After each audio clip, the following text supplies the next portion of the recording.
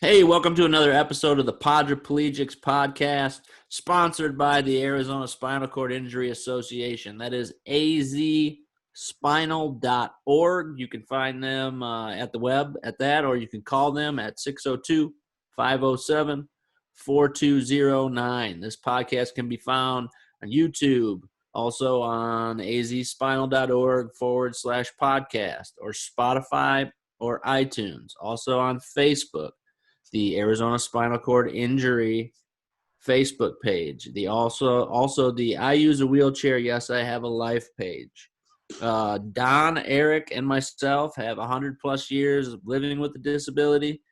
We are not medical professionals, so if you are having a medical issue, please contact your doctor, not us. We are here just to give our experiences in life and talk to other people who have also had experiences of being disabled or living with a disability.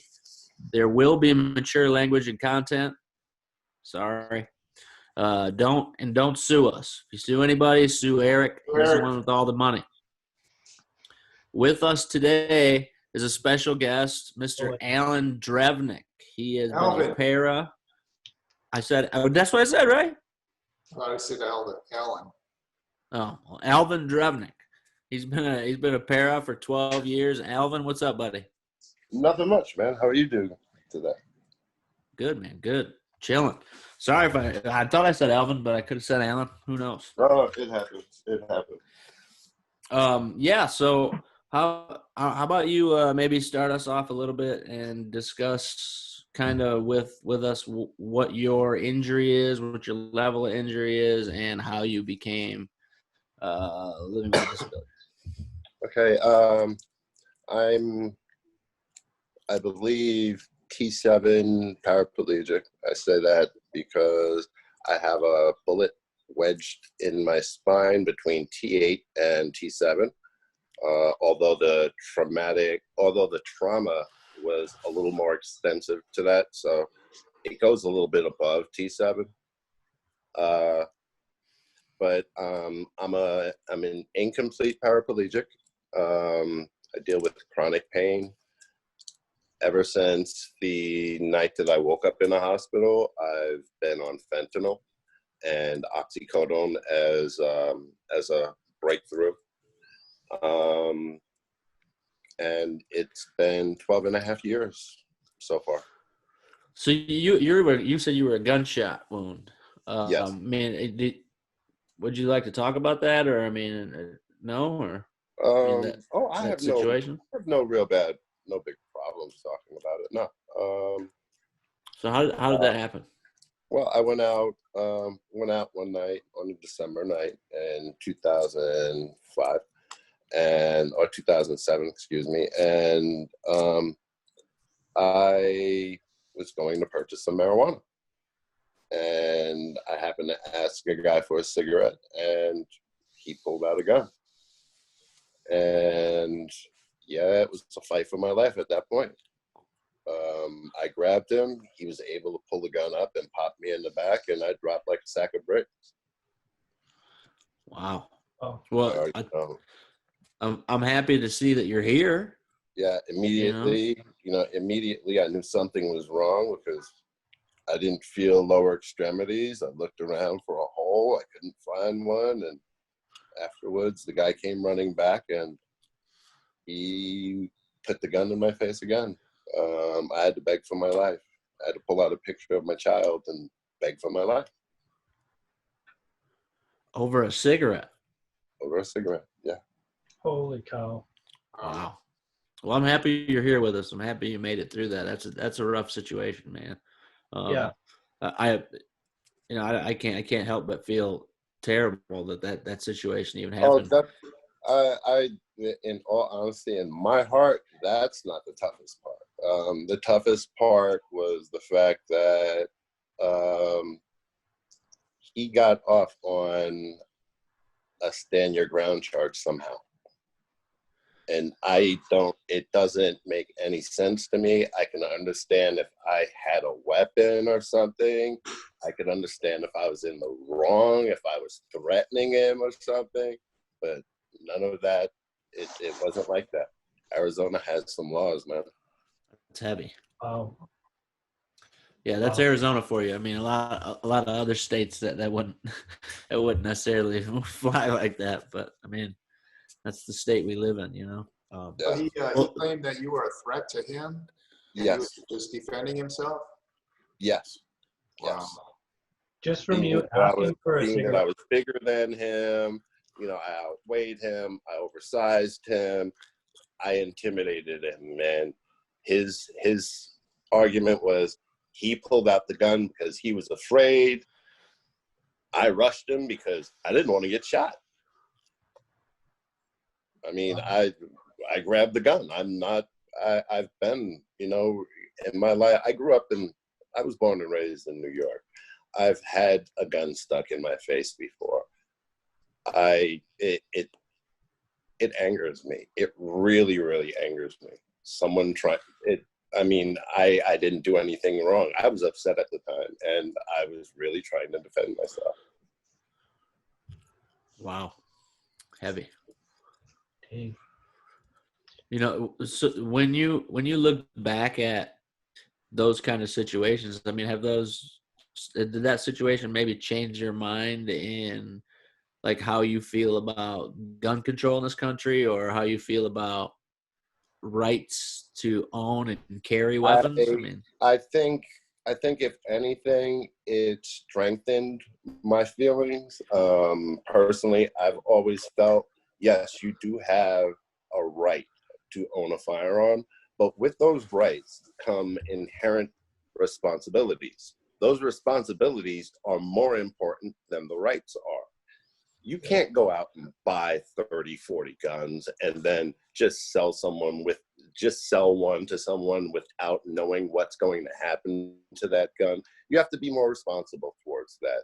And because of that, I'm more in favor of enhanced background checks. I think that any gun, no matter what, if it's sold to a family member, it doesn't matter who, there should be a record of that. I mean, hell, you have to do it with a vehicle. Why not a gun? right. Yep. Eliminating straw purchases. I mean, that's been a thing. That's the you know, biggest gun important lobbyists. thing. Yeah, Yes, and been fighting not against. being open to that. That is a way of, no matter how you look at it, passively supporting gun violence. Alvin, Because that is the end of it. Alvin, do you know if the guy that shot you owned that gun legally or illegally? Do you have any idea? I would say that he had gotten the gun illegally, Don, because he threw the gun away. Right. In my opinion, when you're standing your ground, that means you don't run from the police. You don't run after the incident happens. You stand there and stand your ground. Right. He Yeah. took off. That makes sense. Yeah, I agree with you. He threw the gun and took off. Yes, and they actually had to lock down the hospital that night. And anybody who tried to come and visit me that wasn't a family member was told that I was deceased. What? Wow. Yeah. So did they track him down through the gun, or how did they track this guy down? They tracked him down because they knew where he was. The guy came out of his apartment. No, he came out of his apartment, came downstairs, and I asked him. The neighbors identified him. Two little girls came up. Two 16-year-old girls came running over to me after I was laying there on the floor. One called 911 for me. The other one called my mother so I could say goodbye. Wow. Oh, wow. Man, I don't really know what to say. That's a heavy story. It was traumatizing for both my mother and I. I mean, I had to say goodbye to my mother.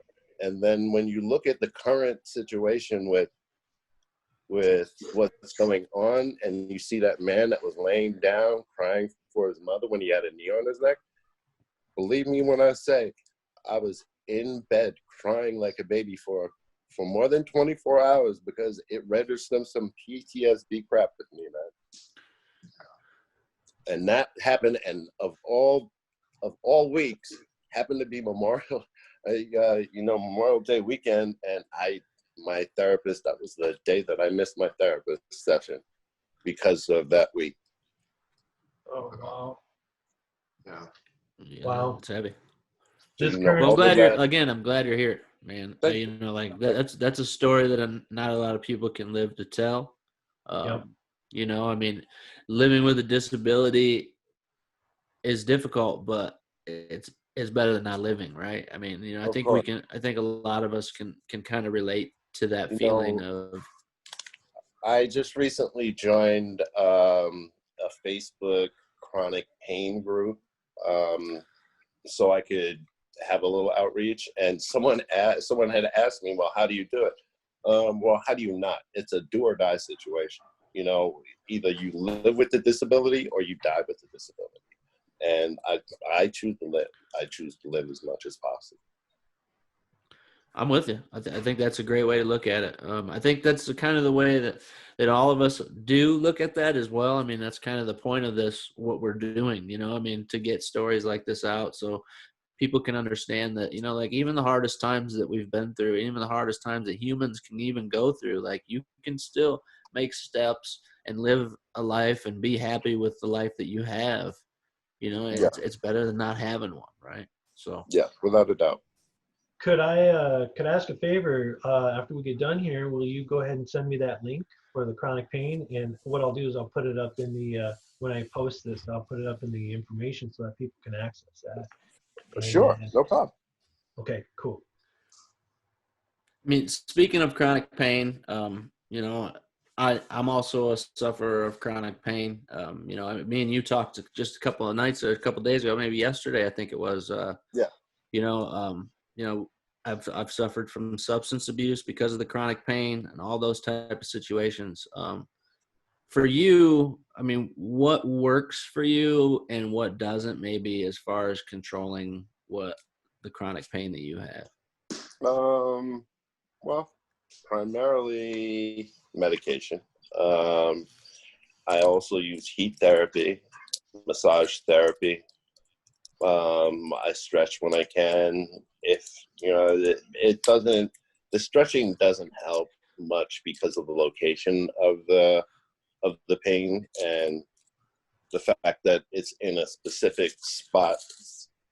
At times I feel that the stretching may exacerbate it because it happens to be like right under where a fragment of the bullet is, and the pain comes from spasm.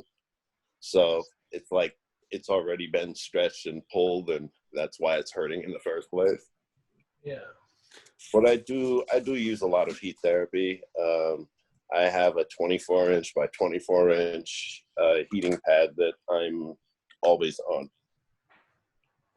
So Alvin, Isn't that hard during this?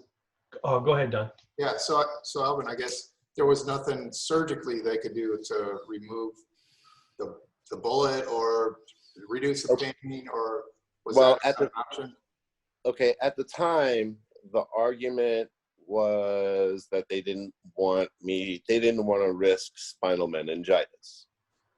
Later, I found out that the truth of the matter is when it comes to a gunshot injury, they prefer to leave the bullet in if they don't have to go in. If they don't have to go in and remove it because it's a life-threatening injury, then they prefer to leave it in because they say it'll just grow scar tissue around it and it'll be inert.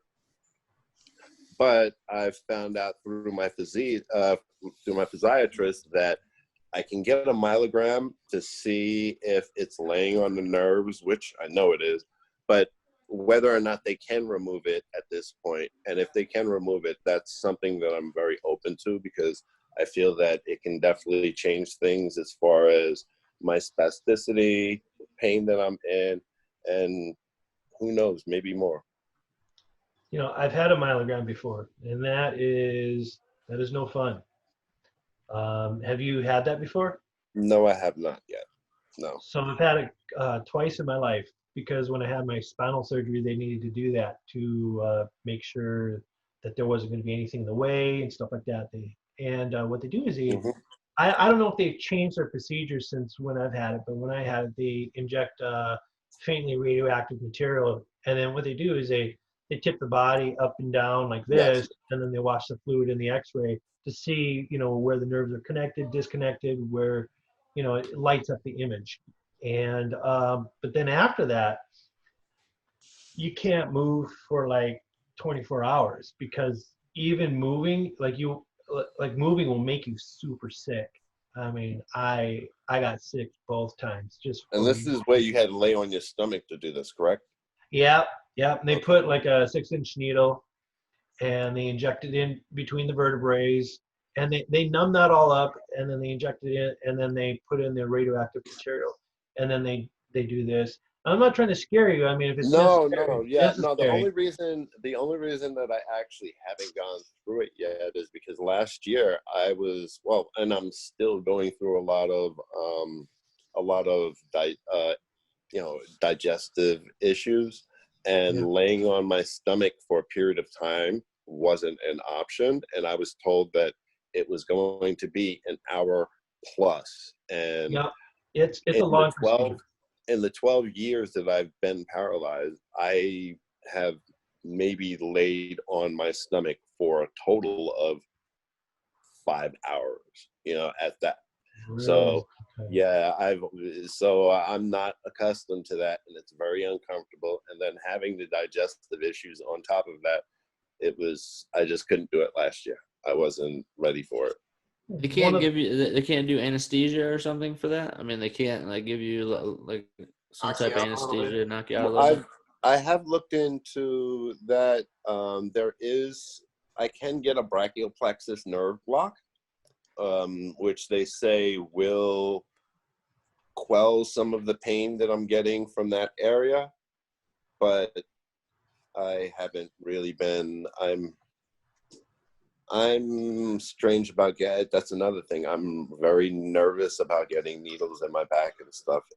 I've heard negative things about those anyways, for sure. I've heard negative things. I know that was offered to me because I have spared feeling in, like in my butt, like like this right there on the tailbone and all those kind of places, right, in my bladder, and I can feel it, like a lot of that stuff, a lot of nerve pain there, and they've offered me those injections to try to get rid of that, but they said one of the major side effects is that you can lose control of your bowels, and for me, like that doesn't, I don't want that. I'd rather have a little nerve pain than to have to worry about not being in control of my bowels for who knows how long, months, right? So yeah, those are.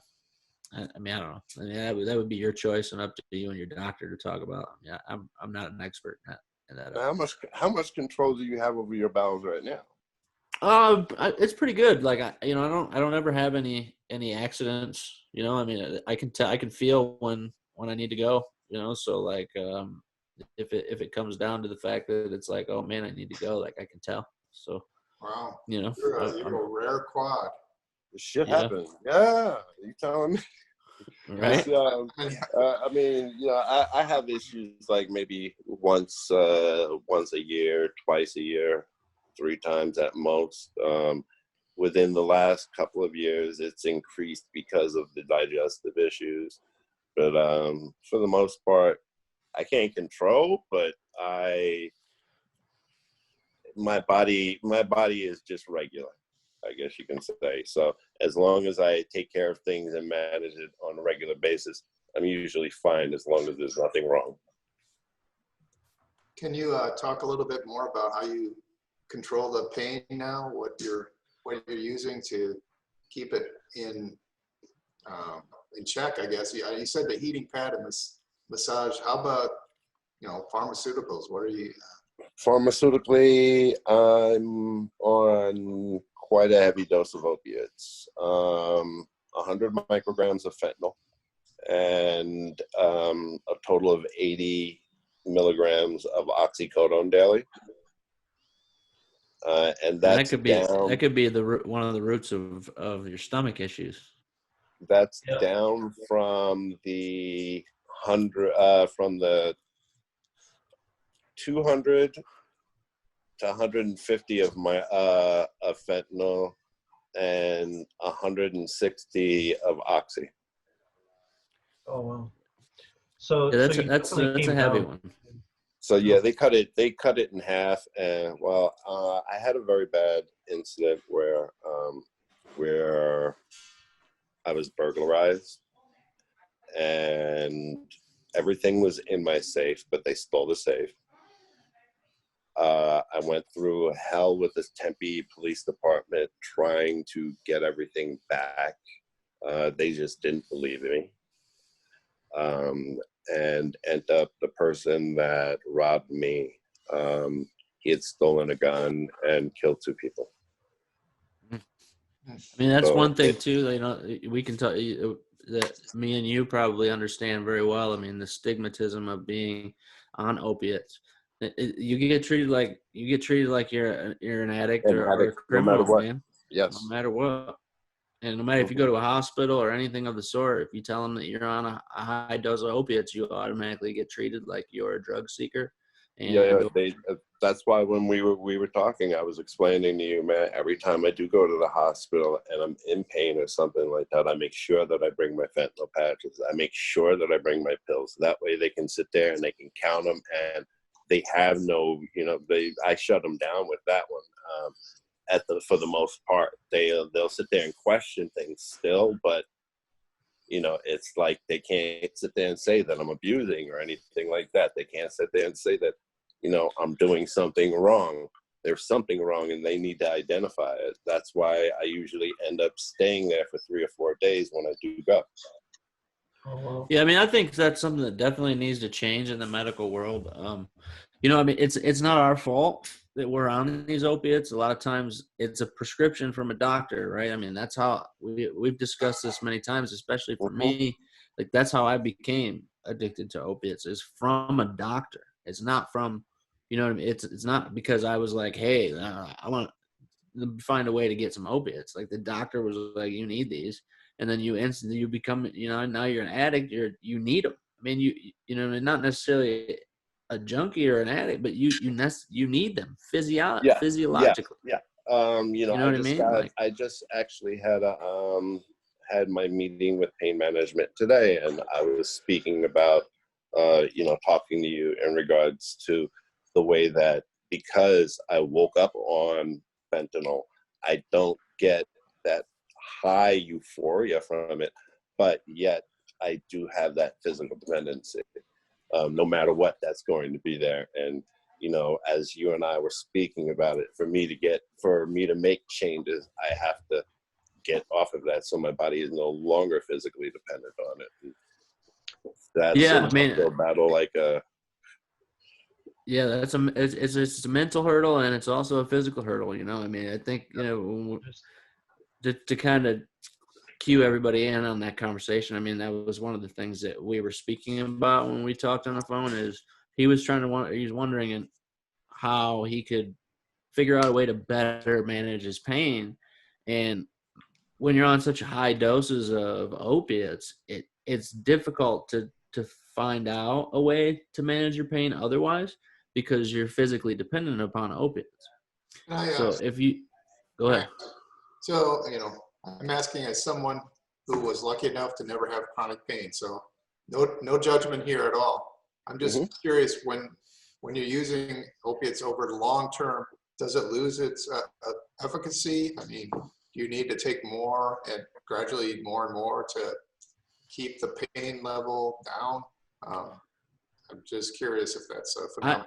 I believed so. I mean, I know for me, it was a steady hill up, right? And then once I made the decision that I needed to try something else, then it was a slow decline. But yeah, I mean, you don't get a feeling of euphoria or a high if it's something that you're continuously taking, right? Like, and you're taking it the way you're supposed to, and your body becomes, I don't know, I guess used to it, or to a degree. And yeah, and so and as we were discussing, that's where my biggest fear is, because my body is now used to this. And explained that there was last week when I made a mistake and I slipped up and I missed putting on a patch for a day or changing it over. And while it does have enough medicine to keep giving you a little bit, it dramatically drops. And the amount of pain that I was going through, also the physiological effects of it, I had heightened spasticity. My body was it just wasn't doing well. And upon putting that patch on, an hour and a half later, my body had readjusted. A lot of the pain was gone. The spasticity had reduced quite dramatically. There was a very noticeable physiological effect from it. And that is where, as we were discussing, my fear comes from. It's the pain and also everything that I know is going to come at me when I start to reduce that. And I don't want to be in a clinical environment and have to do that. I mean, to be paralyzed and then at a drug treatment center, that's I think, in my opinion, that's worse than being in a nursing home, because they don't even have the capability, facilities, or knowledge to address my physical needs as far as being disabled. So that's something that I know that I have to also do at home at my own pace, and I have to figure out my own way of doing it and just take it a step at a time, man. You know, the only way to walk a mile is one step at a time. Right. You know, I mean, Alvin, go ahead. if I may, I've been working on trying to change the conversation with some of the rehabilitation centers. And there are some centers out there that might not be able to offer a solution for you, where you can be in a center and titrate down some and at least have some understanding. Now, I'm not saying they're going to have everything. It wouldn't be like being in the hospital, but they would have a rehab program. They would have some stuff that you could access. Eric, I think also we talked about having them allow caregivers to come in. Yep. Right? So, Yep. That's correct. I've been working with a place called Crossroads, and then also there's people that will do remote medical assisted treatment, so they could actually help you even while you're staying there.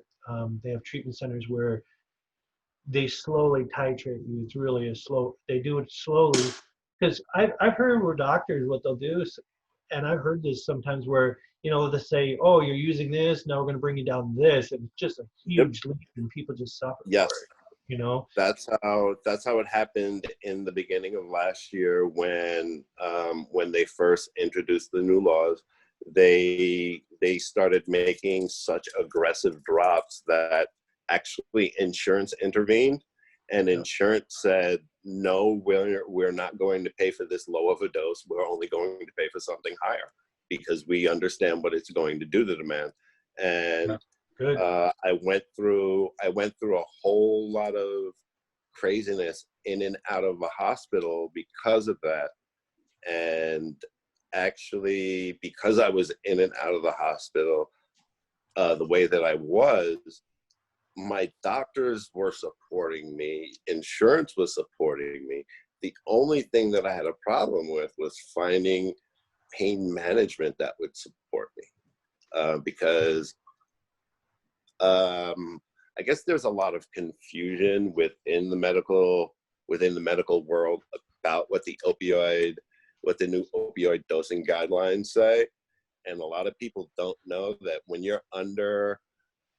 you're at 60 to 90 morphine equivalents daily, your primary care physician can actually write you that prescription. But primary care physicians will no longer write prescriptions because of the stigma of opioid abuse. They don't want to be looked at, scrutinized, and stuff like that when they're just trying to help their patients out. And then when you look at pain management, they have an issue with writing them. They don't want to write them themselves, so they use it. So they they leave that to their PAs, and instead what they push is more of procedural stuff. And every time I've gotten a procedure where they've given me injections in my back, it's screwed up my back even more, because after getting the injection, yeah, you're numb for a little while, but at the same time, you sit there and you use that muscle that's now numb, and you're overusing it. So when that, when that stops numbing you, it hurts even more, and Wow. it's a little bit worse. It's also a money game, man. It's a money game for those guys. Pain management clinics wouldn't be around if they didn't prescribe you drugs. It's a difficult process for you, as the end user, as the patient. And something we talked about the other day. You have to take that into your own hands. So you have three resources, with being your primary care, your physiatrist, and then your pain management. And you need to make sure that you make the best decision for you out of those three people, right? Mm-hmm. So don't necessarily take what a pain management clinic tells you as, okay, that's what I have to do, because you also have to realize too that that's how they make money. Right. And without you being there and being on a heavy dose of fentanyl and a heavy dose of this and a heavy dose of that, they're losing a lot of money, right? Like, they're losing you being there and being Yes. having Yeah. to come every 2 weeks or every week. The place that I go to, they don't even accept insurance. So, once a month I have to dole out $220 in cash. My dad does, but still, 220 goes, that puts a dent in the pocket every month. I mean, every year. It makes you feel like a drug addict too, doesn't Oh, no it? shit. Yeah. Yes. It's terrible, I man. go to it because I'm going to a drug dealer. Yes. Yes, Yeah. without a doubt. I'm very fortunate. She wrote me a prescription for massage therapy today. So that's one thing that I'm going to go at voraciously, man. Yeah, that was one of the major things that helped me. We talked about that too. Yeah. I mean, massage. I get them 4 times a week, man. Really? Because it's home, just in home or out. In home. Yeah. Really? I need so to, and through insurance, or do you pay for it? I actually have people that I know that are massage therapists. So, and then I also have a massage therapist that works for me. So that also, it's kind of a blessing. I'm blessed in that way, that she's willing to do that, while she's working for me. Right. It's not an extra cost over top. That's very nice. But that was a huge thing for me. That was a big deal to be able to keep, to keep some of the pain, and especially in your shoulders and your neck and your lower back, places like that. Those massage is huge, man. Because our muscles get tense and tight, and we overuse things that we can't feel, and it can cause real problems. So for me, it was a big deal. I've had some positive experiences with that as well. I actually tried something called cranial sacral. It's very light massage. I mean, they do very little, actually. They just touch the back of the head and put their hand underneath the shoulders. And for me, it worked wonderful. It felt like I had all this stuff that was clogged up in my legs and just drained out. So it was interesting. But it's not for everyone. I can tell you. Well, yeah. When Shawn and I were talking yesterday, I was explaining to him that, even having my back rubbed lightly, it causes some kind of comfort. There is some soothing to it, especially when on the days when I can feel that bullet there. Every once in a while, I can just feel it, and it's like someone's digging an ice pick into my back, and that's when you need. I mean, I don't know if it's just the physical contact that helps or what, but even lightly rubbing it helps a lot.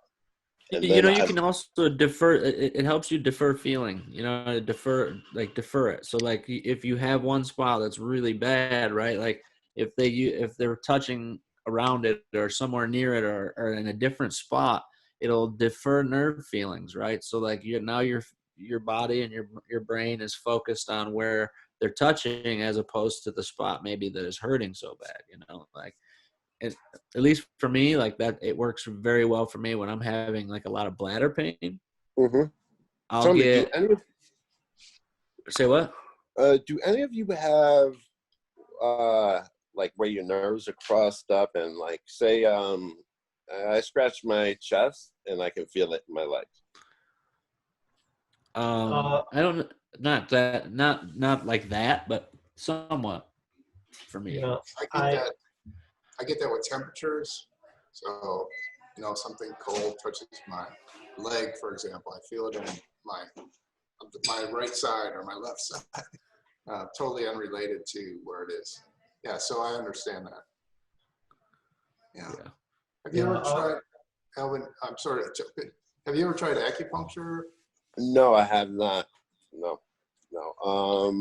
Honestly, I have a condition about needles in the back. Anything in the back at this point, it screws with me on a PTSD level. I have a physical reaction. I break down and I start crying. But I do try. It's something that I really would like to try, honestly. And I try to push myself through stuff like that. You know, that's why I have the dog. I have something that's not acupuncture that has a similar effect. They're letting me try this out. It's called alphastim. Can you guys see that? Okay. Yeah. Mm-hmm. Yeah. What it is these two are just like round probes with like a little pad on them. And it puts just a very low current. And just to give you an example, someone I work with had some lower back pain from lifting. And so his muscles were all tight and tense. And it was actually pretty bad. He was in a pretty high pain level. And we took about a minute and just placed the probes in what's called cross-sectioning the sore area. So we cross-sectioned it. And it went from like a pain level 8 to a pain level 4. And then we did it one more time at the end of the day and it went all the way down to 0. So it was really interesting how that was able to help him. And you really don't feel anything. I mean, if anything, you put like this little electrolysis fluid on there, so it can take the current, but you really don't feel it. It's not something you feel. You feel the moisture, and that's about it. And then they're just handheld probes, so it's just, you know, you're lightly touching. So it's a real light touch sort of situation. It's nothing where you would feel any extreme pressures at all. And it's similar to the TENS unit, but it's kind of like a next evolution of the TENS unit, because what you're doing is you can do the patches for it, but they're not as effective as you do the probes. So if you have someone that can help, I'm sorry? How do we sign up for that? Well, unfortunately, if you're with the VA, you can get this. They'll prescribe it. It's FDA approved. You can get it through the VA, not a problem. If you're not through the VA, it's one of these things that it's kind of an out-of-pocket thing. They don't have insurances backing it up yet, but they're getting there. They have some of the codes, but they don't have all the codes. I think they said they have the M code, which I don't fully understand all that. But what is it called, Eric? What is it called, and how much is it? alphastim. And the one that I have is the one that has the probes. It's alphastim M, and it also has the ear clips, so it helps with bringing the mind to an alpha state by clipping your ears. Now this you do feel, by the way, when you put the clips on, it feels like someone's knocking on your skin, going like that. Yeah. So it's different. But I can tell you, I tried it, and it does have an effect. I mean, I was feeling it. They have a little pin that you can buy too, so it's like an acupuncture pin, but it's not quite as heavy as acupuncture, and you move it around, and it won't do anything until it finds like the nerve, and once it hits the nerve, then you can like you'll feel your nerve start and it'll start ticking on it. It feels a little bit like a tattoo, like you're getting a tattoo, but not quite as painful in some spots. So I mean, I use that. I have one of those, and that was only like $35. I can't reach it right now, or I'd show it to you. But I wish this was only worth that. This one's yeah, expensive. It's yeah. almost $1,000. I mean, it's expensive. Ooh. But they're letting me use it. I have it in my office. So I mean, if you ever want to give it a shot, just come in and we'll try it out. I mean, let me know. Sounds good. So Yeah. So I guess for my question for you is, Alvin, where do you want to see yourself in the next year as far as pain management goes? Do you want to see yourself making moves off of opiates? Do you want to see yourself kind of trying to find a sweet spot there and continue on opiates? I mean, what are some of your ideas and your thoughts on where you'd see yourself in a year? Well, in a year, honestly, well, within the next year, I do plan on getting the myelogram, as I said, and seeing if I can get the bullet removed from the spine. Other than that, medication-wise, I'm trying to get myself to a point where I take care of all of the underlying medical effects that I'm dealing with right now. I deal with any outside stressors that I'm dealing with right now, and I can put myself in a place where I can look at making an adjustment to the amount of opiates that I'm taking in and possibly titrate from that point. But I do know that, having the outside stressors, having the underlying medical issues, they do happen to exacerbate the pain. And to try to do two things at once in that manner, like increasing pain while decreasing pain medication, I have to be a little bit smart about what I'm doing. Rather not make moves that are inconsequential, rather not make moves that aren't going to help, that are just going to complicate things even more. Right now, I know that I'm at the point where I can maintain. As I've said, if anything, I've come down quite a bit off of what I've been on. So I'm very comfortable with that. The last thing that I want to do is go up. That's not an option, no matter what. It's not an option for them. It's also not an option for me. Yeah, when you're talking about getting some of the underlying issues taken care of, like that'll tell you what your true pain level is. Because right now you might not necessarily know what your true pain level is, because you may have pain in your stomach that could be taken care of, right? And you get that taken care of, and now all of a sudden, oh wow, man, like my number's way lower, right? Because I was having pain in other places, or there's other issues going on, that cause you spasticity, then cause you pain, right? Or it causes you mental stress, and then that mental stress just exacerbates the pain that you already have. Like there's so many different things that could make your number so much higher. Whereas if you get rid of those, maybe you could find a true pain number, and then be able to find what works for you to manage that number, right? Yeah, definitely. And having a therapist to talk to also really helps a lot when it comes to the self-confidence in doing it, and also just the way that you look at yourself in general, and the way you feel about yourself. It does definitely helped in a great deal. Alvin, has their therapist, have they worked anything with mindfulness with you? Say again? With mindfulness, have they worked with any sort of like mindfulness-based cognitive therapy or anything like that? Where they'll have you meditate, stuff like that? Yeah, she's tried. We've worked on it before, both over video med that we're doing now, and while she was here in my presence. I've had bad days where I just couldn't think, and it just wasn't working for me. So she would just tell me, close your eyes, lay back, and she would practice breathing exercises with me, and try to help me in that kind of sense. Okay, all right.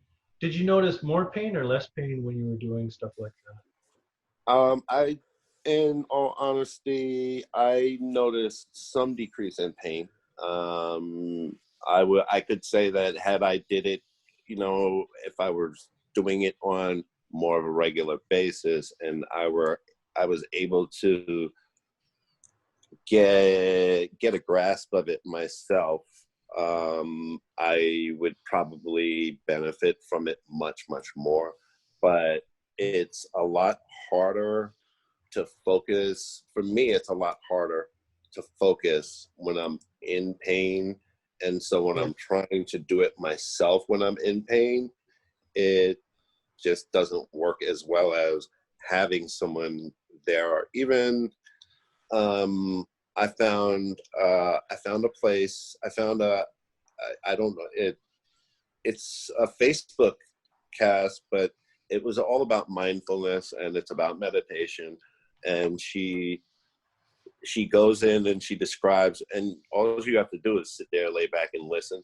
I've come to find that trying stuff like that when I'm by myself in a room quietly, that can help decrease it a bit. It can help put my mind off of it, and with new focus, it knocks the pain level down a bit. Okay. You're a hip hop fan, right? You're a hip hop guy? Yeah. RZA does it. RZA has a whole series in which he goes through and does mindful, relaxations, stuff like that. Yeah, I recall you saying something about that in the last men's group meeting. I have to look into that. Yeah, man, he's big into that. He does it. It's for free. It's on their website. And I don't know if it's his website or their website. I can get that. I can find that for you and get that to you. Yeah. But yeah, I mean, that's a big deal. That's a big thing. And one thing I want you to know too, dude, you're not in this alone, man. Like I promise you that. Like there's people here for you, and it's not easy. I'm not gonna tell you that because it's not. Like I'm seven some years now or something like that. For me, it's not easy, man. I got my days where I'm like, man, dude, I wish I just had some pills to take, right? But you can get through it, and you can find a spot that is easier for you to be in. It'll be easier on your body, right? Like not necessarily taking all of these opiates. I mean, those things can do a major number on your body physically. Like your liver, your kidneys, your bowels. It's all difficult when you're taking that kind of medication. And I know it's hard to make those steps and to get to a place that, where your goals are. So just know that you're not in it alone, man. Like there's people out there, even if you need to go to like meetings, I've been to, I couldn't even tell you how many AA meetings, like it helps. Those kind of things help. One last question. I know we're short on time here, and this could probably be a whole episode, but do you guys use medical marijuana for pain relief at all? Is that taking the edge off as well? Yeah, it can. It has a tendency, but I've also been using medical marijuana for the last 20 plus years. So it has a much different effect towards me than it would towards your average non-user. How's that? How so? Well, because after, as Shawn was saying earlier, with with everything, you build up a physical tolerance to it.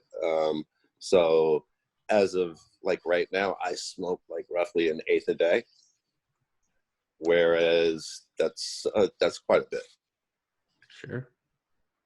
I mean, it depends. It all that all depends. I know people who smoke quarters a day. You know what I mean? Yeah. Like, so it's a lot, but it also cannot. It can be just right? Like, well, yeah. I mean, that's the thing with marijuana itself. It's a personal experience, man. Like, that's something that you would have to get into, and you'd have to personally find out what kind, what strains, what amount, what, like all those things, and how you ingest it. Some people don't like smoking it. Some people like to, vape it. Some people like to eat it. Some people like to drink it. There's just so of course. that's a personal experience. Currently, what I smoke in flower is my monthly allotment. I'm right on point with that, pretty much. Yeah. I mean, I also am with you. I use marijuana, but I don't necessarily use it for as much pain management as I do for relaxation, for sleep. Right. Like I don't smoke. I use it more for that. Exactly. I use it more for relaxation, sleep, stress, anxiety. Mental break for me, man. I think, I get a mental break for an hour of, because it doesn't put me in a spot where I'm thinking about what my problems are, sometimes. So, there's many ways to use it. Don, for your question, there's many ways to use it, and there's many benefits that you can get from it. I think it's a very personal experience, and you would have to find out what it is you're exactly trying to gain from using it medically, right? And then find the means in which you want to use it, and then also find the dosages in which work best for you. So it's a very personal experience. You can get anything from 0 THC to an amount of THC to pure THC, roughly right. Pure THC. But yeah, I mean, you can get tinctures, you can get little eyedroppers you just drop in your mouth, right? I mean, you can do it so many different ways. And I think that's that is a discussion all in itself there, especially Don. Like that's a whole thing in itself.